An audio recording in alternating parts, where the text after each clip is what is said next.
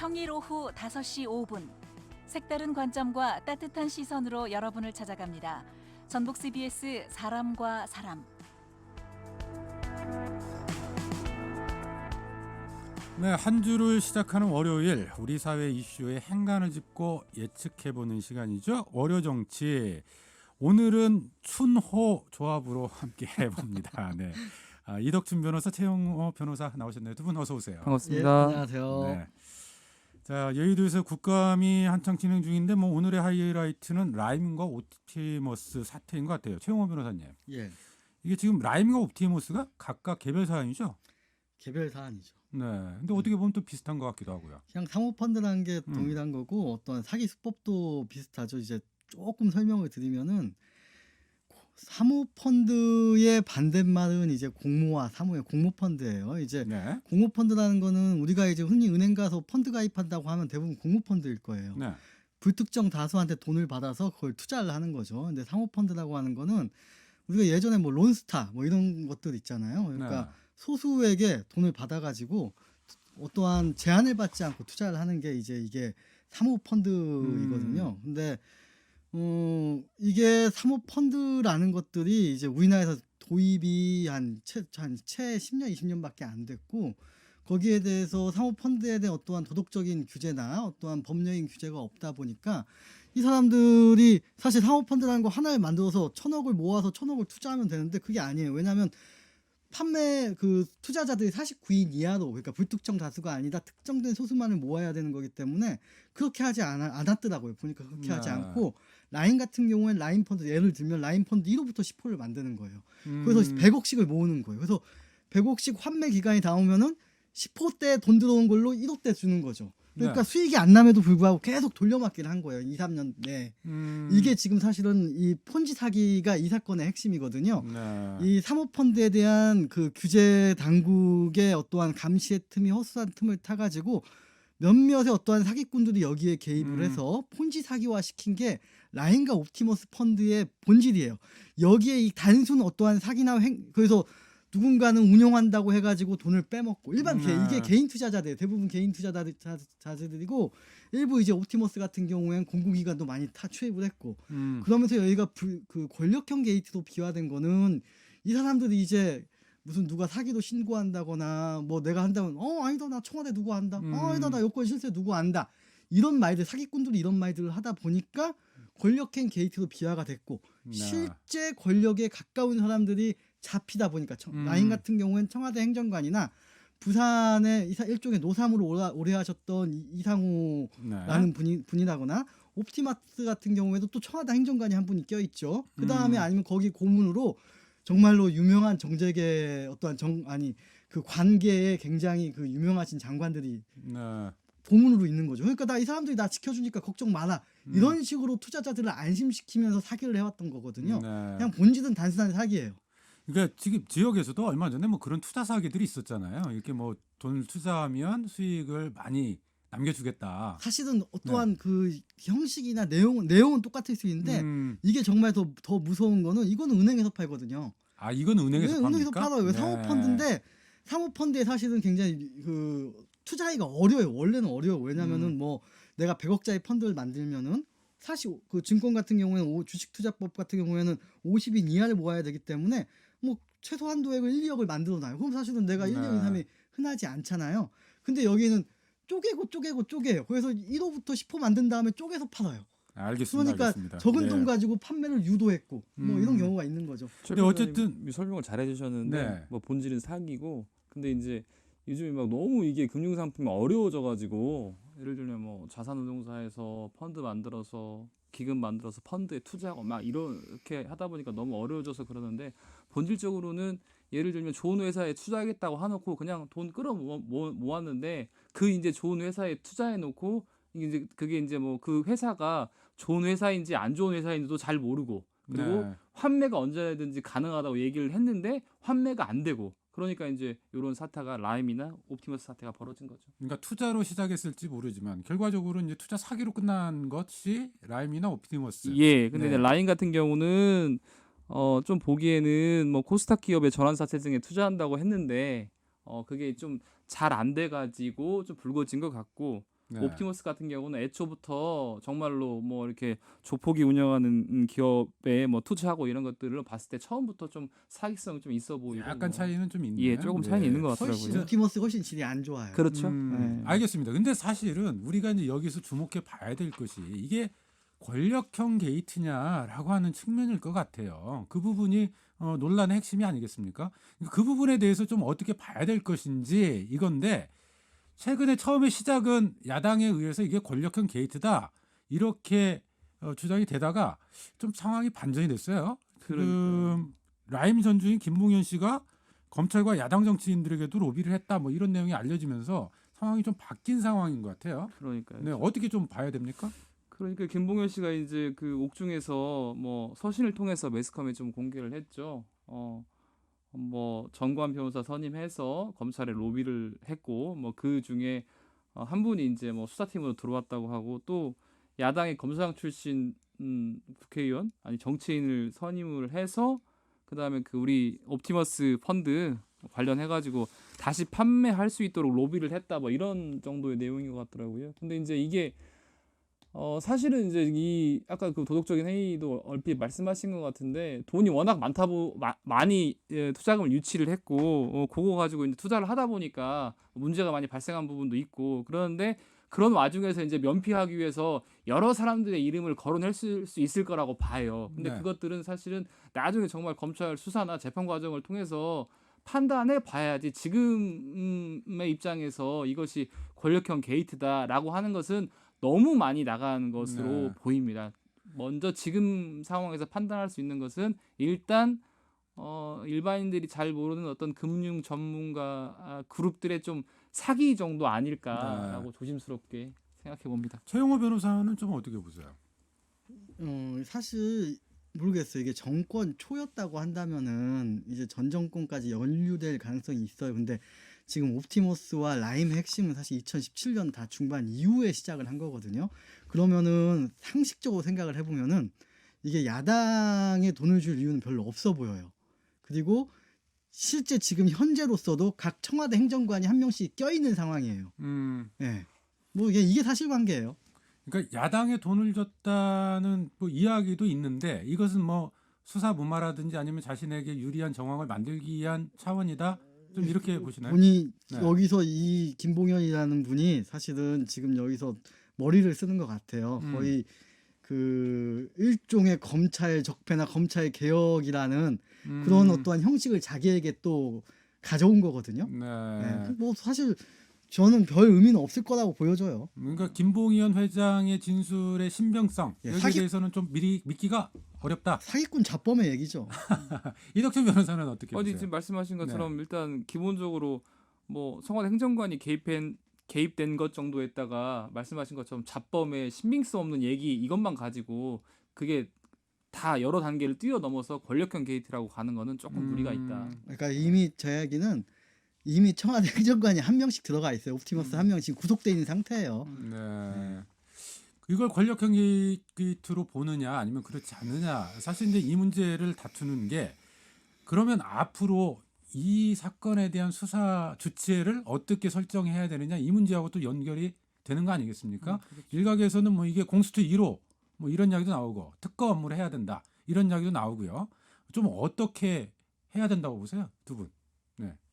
먼저 말씀하시는 최영호 최 변호사. 저는 사실 특검이든 검찰이든 수사 주체는 중요하지 않다고 보여져요. 뭐 누가 좀 잘해야 되거든요. 잘해서 나중에 잡음도 없고 자칫 잘못했다가는 정권 끝나면 다시 수사하는 경우도 생길 수 있어요.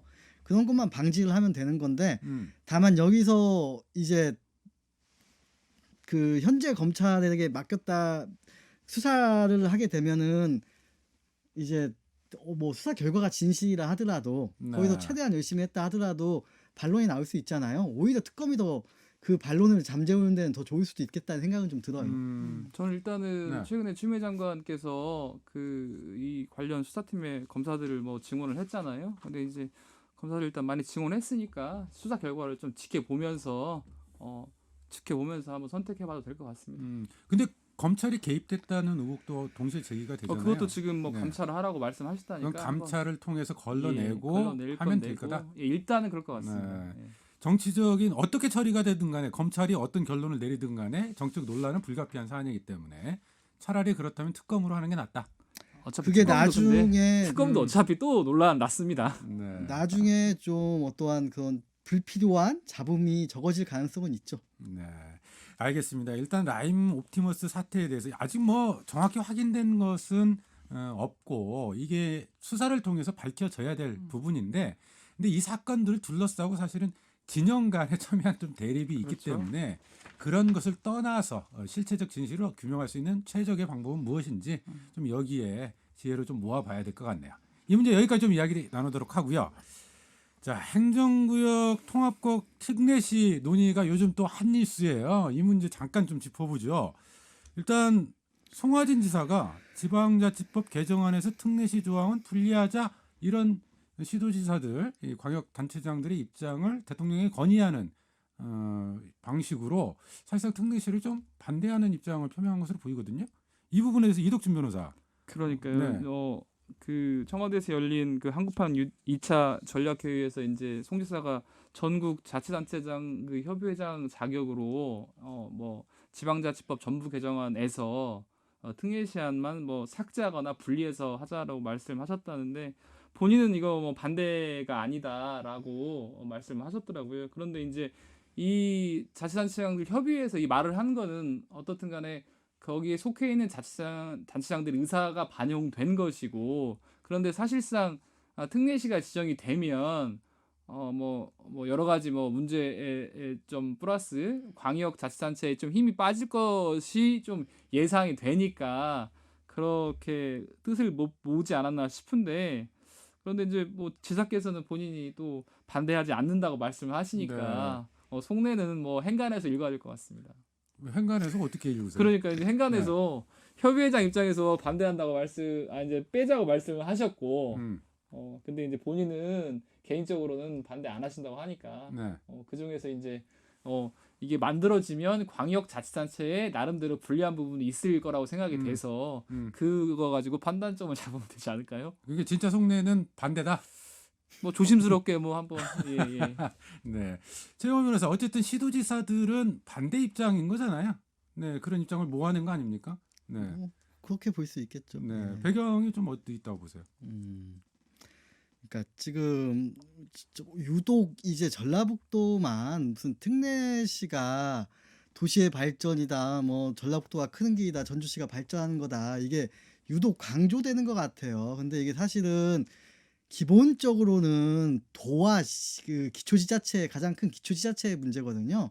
충북 같은 경우에는 극렬하게 반대해요. 도지사께서 그쪽 이시종 도지사는 저 청주시가 너 니네들이 그렇게 좀 권한 늘리고 니네들이 그 많이 이렇게 커 나가 그 툭 튀어갖고 나간다고 한다면 도대체 충북도는 남는 게 뭐냐 이게 기본적으로 현재 갖고 있는 도와 광역시의 문제나 도와 특례시의 기본적인 1단계의 어떤 갈등 구조거든요. 네. 이 갈등 구조를 가지고 있고 두 번째는 타 지자체와 뭐 중심 지자체 그러니까 현재 특례시를 원하는 지자체 간의 갈등이 또 상존해 있는 거예요. 네. 얘네들이 특례시가 되면 돈을 더 가져가는 일부분 돈을 더 가져가는 부분이 있는 거거든요.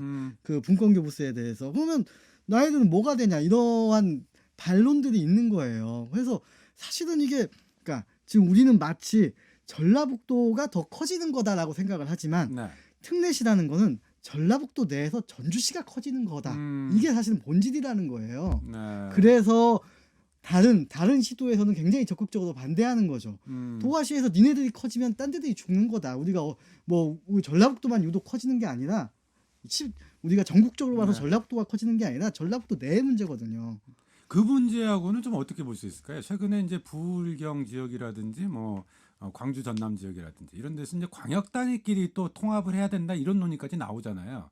그러니까 그런 행정구역 통합 논의와 그다음에 특례시를 중심으로 하는 일련의 행정구역 개편 논의 좀 이런 것들은 완전히 좀 다른 차원입니까? 네, 어떻게 보세요? 좀 다른 차원이라고 보여져요. 지금 이제 통합 논자들과 그러니까 지금 특례시를 찬성하시는 분의 입장은 뭐냐면은 그쪽은 그쪽대로 두고 여기 전주가 그 전라북도 같은 경우는 빨리 전주시를 예전에 광역시가 못 됐기 때문에 광역시와 같이 키워야 된다. 그렇게 키워야 우리도 전남같이 전남 광주와 같이 전북 전주가 사실은 브랜드화도 되고 더 커질 수 있다. 네. 이 얘기를 하시는데 모르겠어요. 이제 사실 저는 특례시가 광역시와도 다르고 특례시가 된다 해서 광역권이 설정되는 것과 그냥 특례시가 되는 건 큰 차이가 있거든요. 기초지자체로 네. 남는 거고 이게 제가 또 하나 더 이게 제가 광역시가 된다고 하면 광역권이 하나 더 늘어나는 거예요. 17개 네. 광역도 중에 지자체 중에 18개 광역지자체가 되는 거예요. 굉장히 큰 차이가 있는 건데 특례시라고 하는 거는 이게 기초지자체가 시군이 있어요. 그러면 특례시는 특례시 시군이 있냐? 아니에요. 알겠습니다. 시 중에 특례시가 아니에요. 그렇게 큰 변화가 있는 것도 아니고 제 생각에 특례시라는 게 그렇게 가능성이 없는데 좀 더 설명을 드리면 광역대 광역통합이 있어요. 광역대 네. 광역통합을 왜 얘기하느냐? 첫 번째는 우리나라 광역시가 너무 많아요. 그러니까 광역시를 독립시라고 하거든요. 해외에서 잠깐 생각을 해보면은 미국의 독립시가 뭐가 연방 단위의 독립시는 워싱턴 DC 하나예요. 네. 프랑스 같은 경우는 파리 하나에 두세 개. 독일도 뭐 베를린 하나에 두세 개가 독립시가 있어요. 독립시라고 하는 건 국가에서 연방 정부에서 한두 개만 도단위 어떤 알겠습니다. 광역 단위에 포함되지 않는 건데 너무 많고 두 번째는 광역시를 만들다 보니까 나머지 도지역이 그 좀 발전을 못 하는 거예요. 알겠습니다. 네. 알겠습니다. 네. 그러니까 광역시 통합 논의하고 지금 특례시에 대한 논의는 좀 차원 자체가 좀 다르다라고 하는 설명이신 것 같아. 이덕준 변호사는 지금 어쨌든 특례시에 대해서는 찬성 입장이시던 예, 걸로 제가 그렇습니다. 기억하고 예. 있거든요. 예, 예. 네. 이 부분들 사실은 그래서 전라북도는 광역시가 없기 때문에 그 대안으로 특례시 추진해야 된다 이런 논의들이 지금까지 됐었어요. 예, 예. 네, 좀 어떻게 이 문제 저는 바라보고 사실 이 접근해야 될까요? 문제를 뭐 그렇게 뭐 전라북도나 전주시, 특례시 뭐 이렇게 대립 구조를 보지 않고요. 정말 대한민국이 어디로 어떤 국가로 나아가야 되나 이런 고민 속에서 결정을 해야 한다고 생각하는데 뭐 대한민국이 이제 뭐 3050 클럽도 가입했고 뭔가 성숙한 민주주의 국가로 나아가야 되는데 성숙한 민주주의 국가라는 것은 결국 주민자치를 통해서 자기의 커뮤니티는 주민들이 직접 의사결정을 하고 만들어내야 되는 사회가 성숙한 민주주의 사회라고 보거든요.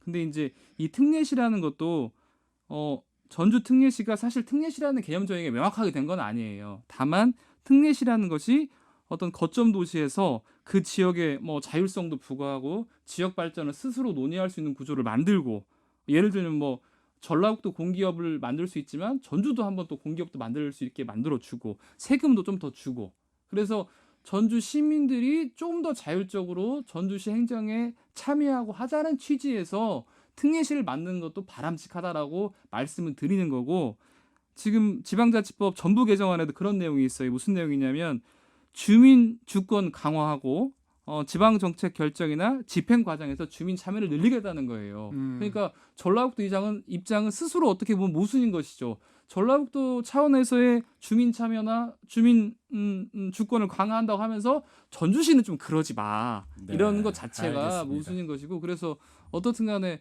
성숙한 민주주의 사회로 대한민국이 한 단계 올라가기 위해서는 그럴 필요가 있다. 그리고 말씀하신 것처럼 저는 왜 그 유럽이나 이쪽에 그렇게 작은지는 모르겠지만 저는 제가 봤을 때는 자치를 실현하기 위해서 그 노무현 정부 때부터 광역을 뭐 크게 뭐 40개, 50개로 쪼가는 내용이 있었잖아요.